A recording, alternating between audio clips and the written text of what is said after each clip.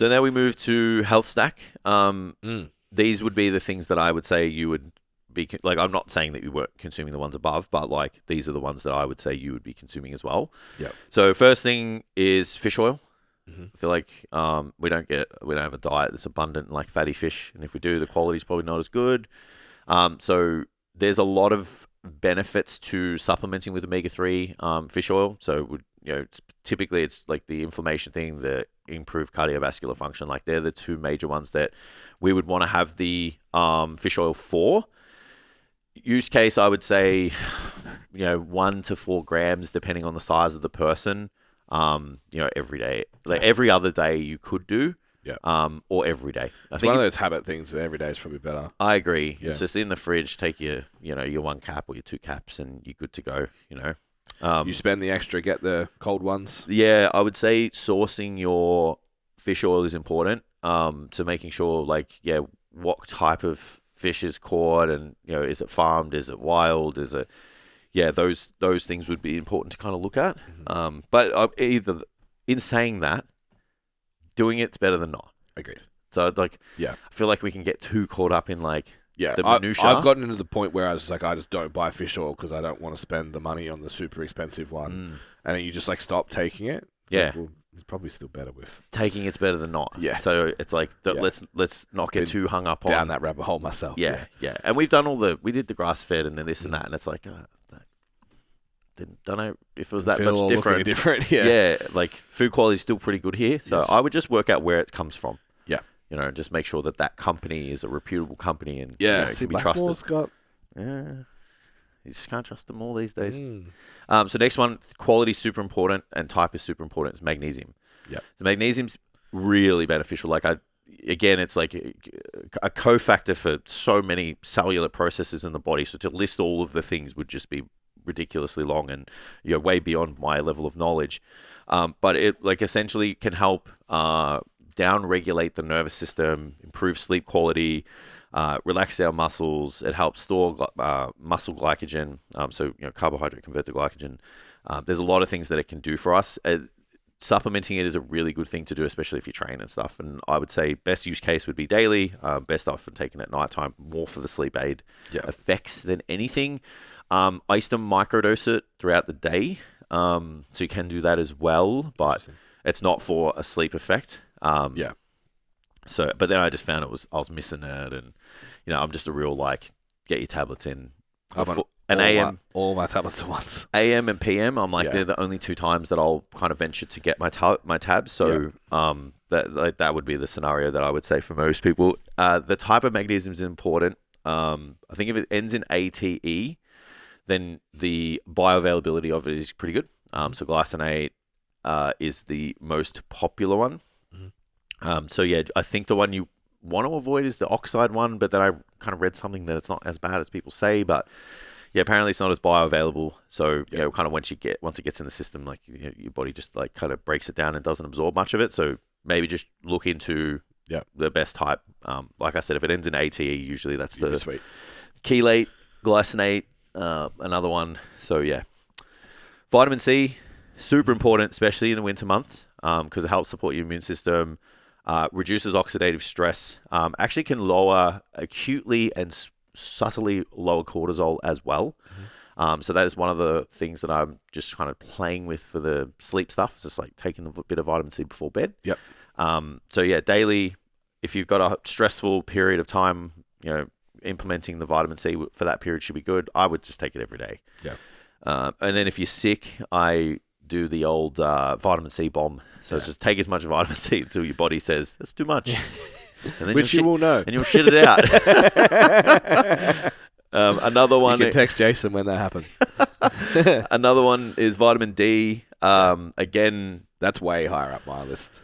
Vitamin D is definitely something that should be supplemented, especially if you live in colder, darker climates, because you're not getting sun exposure, and then that has a cascade of effects. Vitamin D is super important for hormone function, immunity, bone density. So supplementing it in the winter would be a good thing to do. I would say probably get your bloods done in the summer just to make sure you don't overshoot on your vitamin D, because you don't want to obviously overshoot on something.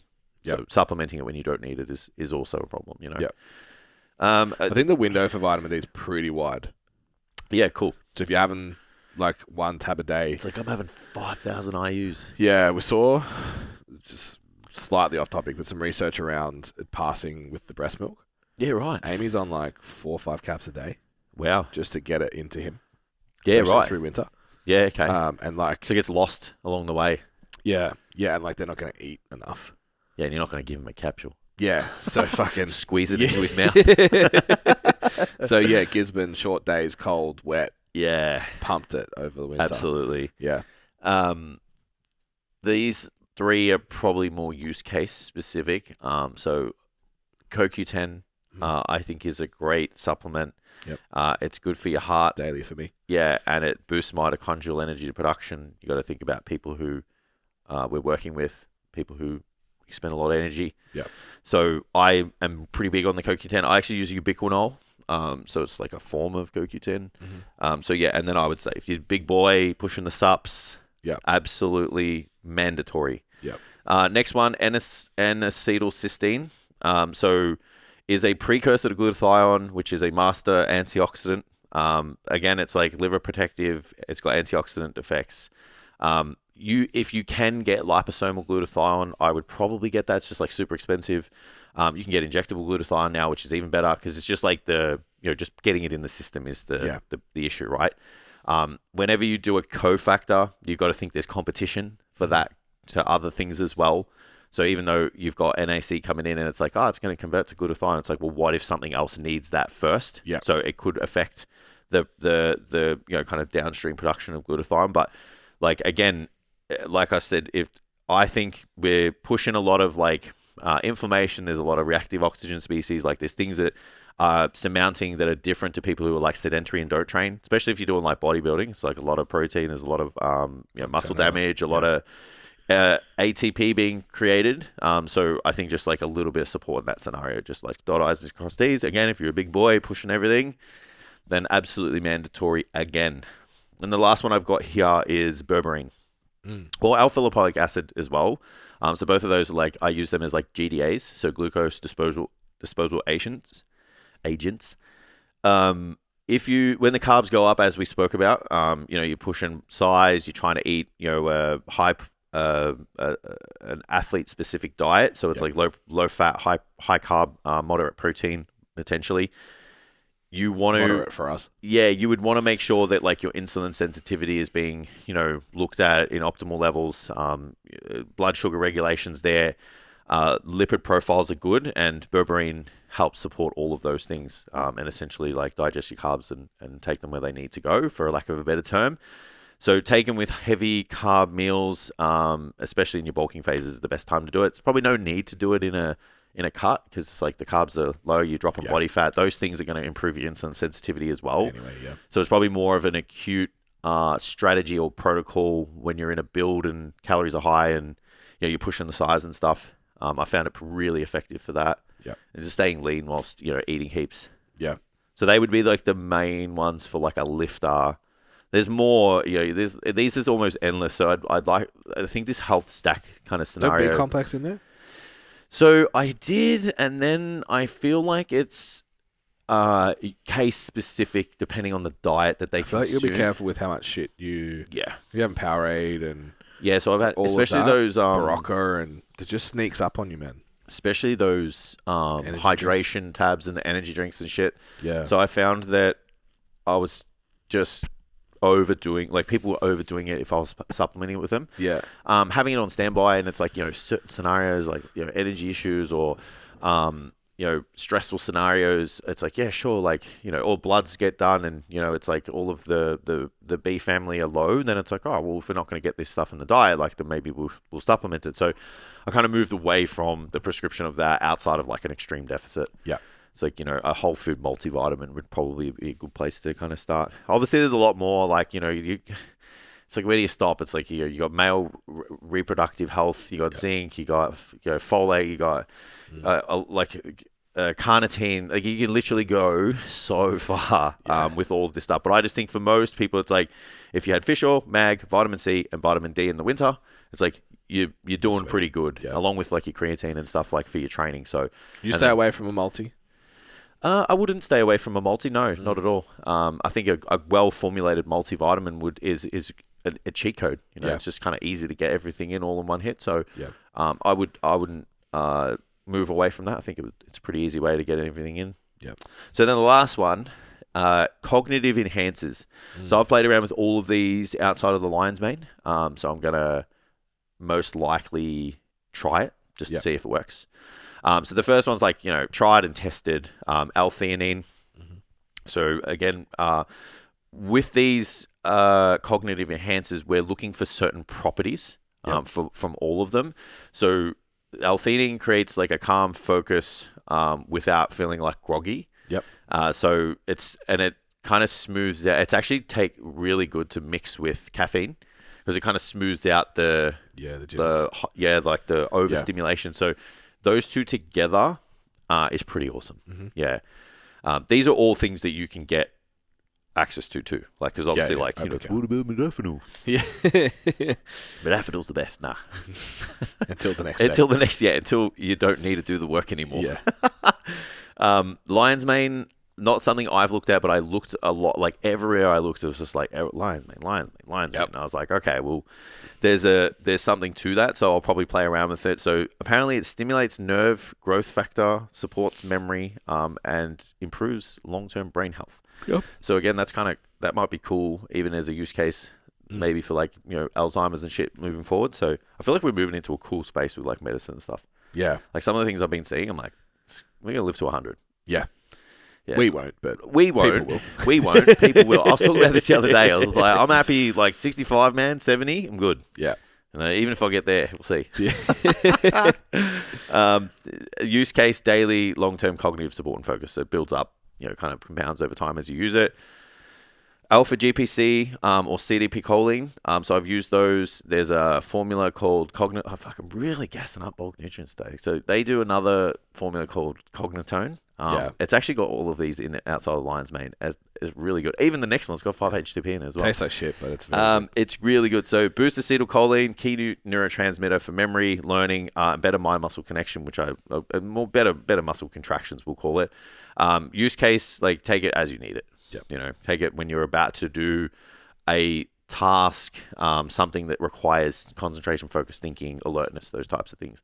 But alpha GPC is good. I would argue if you got a formula that had caffeine, L-theanine, alpha GPC, and 5-HTP in it, you're gonna be doing some shit. Cognitone's caffeine free, right? It's got 80. It's got like enough for like a cup of coffee. Right. Yeah. It's really good. It's really good. Like I said, the flavor's a bit mid, but I can just do that. Mate, if you can have methylene blue, you can have anything. You can have anything. I'm telling you, it's disgusting. So 5-HTP, precursor to the neurotransmitter serotonin. So it supports mood. It can support appetite regulation, and it can actually help improve sleep as well. Interesting. Use case generally in the evenings for sleep benefit. You have to kind of consider the other medications and other things that people are on, because we don't want competition, with maybe if someone's like on antidepressants or something like that, you've just got to consider that. And that's with all of this stuff. Like, this is just education. Like, if your unique circumstances, you guys have to do the homework or speak to somebody who's going to, tell you guys this is what you should do or shouldn't do. The last one, which I've played around with recently, which I have seen an amazing cognitive effect, is methylene blue. Now, I have read that it's somewhat person to person, like most things, but it's a potential mitochondrial enhancer, so it can create more energy. It can improve cognition and give you a little bit of energy, on the other side of that. It's not used for that as its main kind of use case. It's used for some really intricate condition that people have, but the days I've had it, man, like so clear, like so much clarity, especially with caffeine. Like those two together, Really good, but the administration of it is the downside. Like, Yeah. it's disgusting. It's fucking blue. It stains your mouth. It stains your teeth. It stains your tongue. Like, There's no other. I'm sure you could get tablets, maybe. It's really expensive as well. Yeah. So, I would not go there first. Yep. I kind of was trying to put a puzzle together for my fat loss, and I was like, well, if I can increase mitochondrial production and then make it burn itself without doing any exercise. Yeah, like I was trying to piece it all together with all my stuff. So don't think I would go that route. But there's other benefits that people are finding every day with it as well, for the heart, the this, the that. So you can definitely go down that route if you want to. Now we're going to get to the under the counter subs. No, I'm kidding. Patreon. How are we doing for time? Oh, sweet. I got a few more questions. Okay. We'll answer this one. I'm going to answer this one first because it's easy. What's the best Ninja Creamy recipe? So I don't think there's a best Ninja Creamy recipe, because it depends on the ingredients. Yeah. So if I'm having because I can make calorie dependent. Yeah, because I can give you 1,000 calorie Ninja Creamy, and it's got cream and fucking full cream milk. Like, at the end of the day, when you think about a Ninja Creamy, if you want it to taste good, it's got to have fat in it. Yeah. Lots of fat in the liquid. Yeah. If you want it to be macro friendly, it can't have any fat. No fats. So then it's you got to choose your base. Yeah. So it's your liquid. So I'm either going to choose cream, full cream milk, or almond milk, and then there's a spectrum in between that: skim milk, like normal milk, whatever. And then you go, cool. Well, what am I going to mix with it? Over here, you can probably you can make chocolate sauce. You could, peanut butter. You could and then in the middle, you're probably having protein powder, and on this side, it's only protein powder. Yeah. And then again, depending on the calories, are you sprinkling stuff on top? Are you I tend to find if you're calorie conscious, mixing in some form of pudding powder, like aeroplane jelly do one. It's like a custard. Yeah. So mixing that in, it's like a mousse. So that'll kind of give it a good texture. Yeah. So then it's not. So low-cal ones get real icy real quick. Well, it's. I was just about to say, it's more like eating an icy pole, a blended icy pole. Yeah. So there's no. It would depend on your calories. Yeah. Unfortunately, so I'm sorry to disappoint you on that one. Yeah. How do you not get bummed about the number you see on the scale, Ben? Did you ever get bummed when it didn't go up? Isn't it funny we never talk about that? You never get upset. You don't, we never talk about standing on the scales and it not going up, and we're like, fuck. Only for 3 years. How? How? Get bummed about it. Track it more frequently. Assess answer. averages over time. Yep.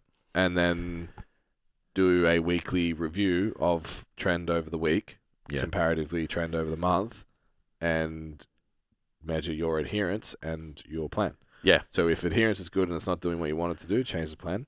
If your adherence is not good, change the adherence. Yeah. I think standing on the scale more frequently and just not giving it any more meaning than it needs. Yeah. People give it more so meaning. Much power. Yeah. The more I step on it, the more exposure, the less significant it is. Yeah. And then, I put on a kilo overnight last night. Yeah. Who cares? Yeah. All right, we'll see what happens tomorrow. Yeah. I think I'll be okay. Yeah. Yeah. I like that. Okay, so we'll talk about this case study. So we've got a couple of people. We've got a fair few people in prep at the moment. So the lean stress is really high. We need them to get leaner, and we're pulling out all the stops. The calories are low, the cardio is high, the supplements are in the mix. There's caffeine, there's everything in there to help get them through the day and mitigate their appetite as much as possible. But in all stressful scenarios, the thing that we need to get in check is sleep. Yeah, we have to make sure that we're getting good night's sleep, because it's just a cascade of negative things that come on the other side of that.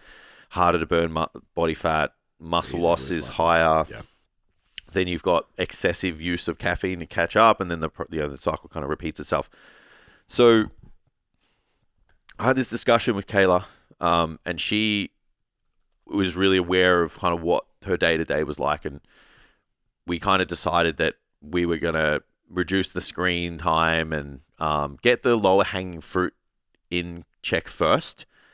So the things that we looked at was just sleep wake time, screen time, just like making sure like bed, all that stuff is like cold, sheets good, this and that. And then we looked at timings of meals, so a little bit of carbs if we have it like before bed, and then that's when we kind of also implemented the magnesium and just got like a sleep aid sup and whatnot. That would be they would be the first places I would go to. A lot of people kind of go to just like, what can I take first? That's any highly stressed person too. You don't have to be in prep for anything you just said. So if you're not sleeping at all, it's like the first place I would start with anyone. If you're not sleeping, you would go straight to that. I think people don't value the screen time thing. They think like they can get away with like 20 minutes, 30 minutes before bed. Yeah. And it's like the damage has been done. There's time that needs to happen. Like there's a period of time where we need no stimulation so that like our body can like start the process of driving sleep. Melatonin production, because the eyes don't have the light kind of beaming in at specific angles, will increase the ability for those hormones to go, all right, it's time for bed. Yeah. It's time to wind ourselves down.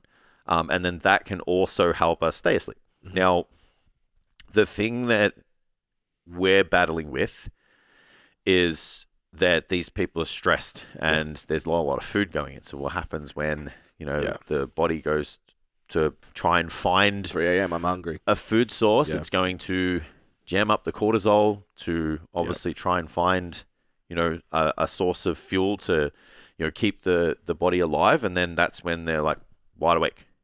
So we've got to try and offset those things. So that's where the supplementation and the nutrition strategies can help. Playing around with, like I said before, a bit of mag, a bit of vitamin C pre-bed, some carbohydrates pre-bed, and then the last supplement that I've got is just like a little, ace up my sleeve, is the phosphatidyl serine. So it's not something I've used just yet, but as in this particular prep.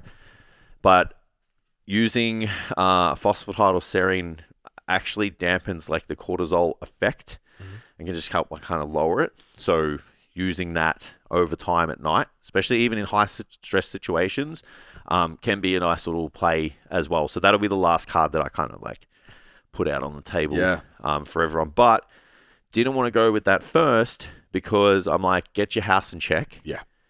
Get everything in check first. If we've got the carbs to play with, sometimes we don't. Yep. Get some before bed, and then let's go down the supplementation route. And who knows, like 2-3 weeks time, they're all going to be shredded. Yeah. Like even more. So we're probably going to have to play the card. Yeah. So that's the scenario that I would have. Yeah. Yeah. Yeah, I like it. Feedback from Sandra's been good with the sleep sup.